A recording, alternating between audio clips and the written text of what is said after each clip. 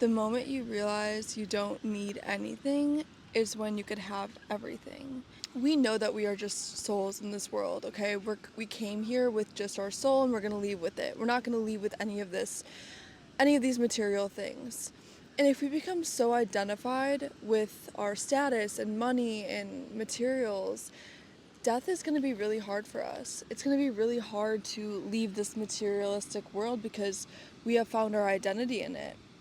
And that's what so many spiritual teachers preach about, like Eckhart Tolle and people of that nature, is just like the law of non-attachment, the law of detaching, or I don't even know if it's a law, but just not attaching, because we aren't what we have. We aren't our status. And I think that that's really hard to realize, and that might be why we came to this earth, is to remember. And if we are finding and seeking our fulfillment and value in the next future situation or the next outcome or the next, you know, raise or whatever it may be, then we're never going to be fulfilled. I mean, we hear it all the time. It's the people that have, you know, gained success or got that dream house or got the car.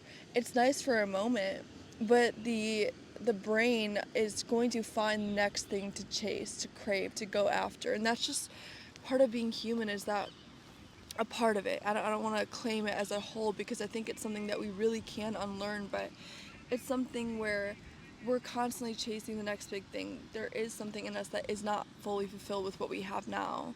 And so how do we learn? How do we learn how to be fulfilled with what we have now? Because I know I don't want to live in a constant state of chasing. Like, I have dreams. I have really big dreams, and I fear that if I achieve these dreams, I'm just gonna be like, oh, this is great. And the next day is gonna be like, okay, what's next? And who wants to live in a constant state of what's next? I mean, that's awful. Like, that's so draining and just not a way to live. And I guess that brings me to the point of presence and living in the moment. And I think that's such an overused statement, that the extremity of what that statement really means is not even being lived out, because being present, it's one thing to say it, but it's another thing to really feel it. Most of the times, especially if you're watching this video right now. I'm assuming there's no problem happening right now because you're looking at the video.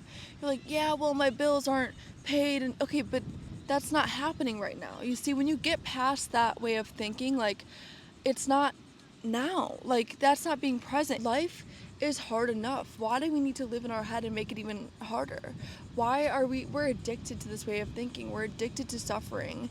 And there are things that happen in this world and scenarios that call a deeper sense of awareness or more action taking. It's the paradox. You know, when you realize that the present moment, that this very moment is all you ever have and all you ever need, then nothing else will fulfill you. Like, nothing else will fulfill you to the point of this moment. I was talking to my boyfriend yesterday about memories, about just like our life memories. And it's crazy how much of our life we live and we don't remember it. Like, just, this moment that you're watching this video, or me even recording this, obviously I have documentation so I can remember, but I'm not going to remember this exact second, like touching the sand, you holding your phone wherever you are. Like, there's so many moments that we're just not going to remember. But that's what makes it so precious. Like, even like your morning this morning, that's gonna be blank space. That's just gonna be nothing. Like, it's gonna poof into the existence. But I think that's what makes life so special, is that yes, we remember these core moments or remember these memories, but there's so much of life that just disappears from thin air. Just disappears. And to me, that's not really a scary fact as much as it is, oh my gosh, I want to really, really enjoy each and every single moment, because that's all I have. Like, that's all, like, it's only gonna be for a second. It's only gonna be for a second. And, when you're living in your head, you're completely disassociated from the senses. It's like when you're driving in the car and you're in your head and you're like, how did I even get from point A to point B? Or how did I get from here down the road? I didn't even see, like, the stoplight, or did I go through the stop sign? Because you're living in your head. You're not really even seeing things, because you're seeing things in your mind's eye. And how often are we living in that state of being? I mean, that's just not a way to live, because that's not living. That's just thinking. And you know, our brains are amazing, and they've allowed us to create such an amazing world for ourselves, but it's also been so destructive in the way of, obviously, you know, creating dramas throughout the world and violence and hatred and all those things. But more than that, it's our own individual life experiences are being cut short because we're not able to fully live. And that's like the thing that I want to do. I do not want to be on my deathbed and just be like, oh, I was in my head the whole time, where I was so anxious about everything. It was almost like yesterday. I'm at the beach and I was so anxious about sharks because there were a few shark attacks this year at the beach that I'm at, and I mean that terrified me. But I let myself get to the point of living in my head so much that I had to get out of the water yesterday. And I don't come to the beach that often, so I seriously let my head control me. And that's the thing about most of us too, is like we are anticipating something in our head that's gonna happen, and it dictates the way that we live our life. But how many times are we thinking something's gonna happen and it doesn't happen? Literally like 99.999% of the time. And I'm done living that way. You know, I'm stepping into a season of intense presence. I feel it. I've been practicing it more, and, you know, meditating and all the different things. And yeah, I don't know. I feel very detached, and it's something that I've had to work towards, and it feels really good. You know, I used to be so obsessed with gaining followers and being successful. And another thing, though, is seriously, if God gives you visions, if God gives you like this desire in your heart, without a doubt, you're going to get it. Without a doubt. I don't believe that God puts dreams and desires in people's life just to have them die at their grave. And I think we need to have faith with that. Detach. Just detach. It's yours because you want it.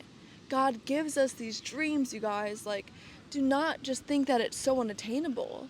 We have the God of the universe living within us, inside of us.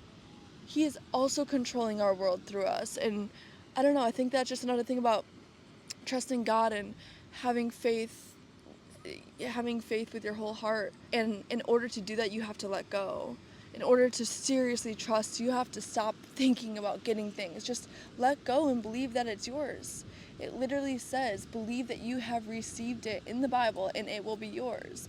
I mean, He does not want us to worry, you guys. God does not want us to worry. He doesn't want us to break a sweat. I mean, obviously, He wants us to break a little bit of a sweat, but not a sweat mentally. He wants us to take action, and He will complete the rest. And I mean, it's just so crazy how the law of detachment ties into so many different facets of life, because it ties into God, and then it also ties into presence. It ties into trusting God that He's got your life, and that He's going to give you the life that you need to live, and that He's going to fulfill your desires if they're aligning with His will, obviously. And then also being present in the now, and detaching and not living in your head, and trusting that it's all going to come. It's all connected. And I love that it's all connected. It's just great.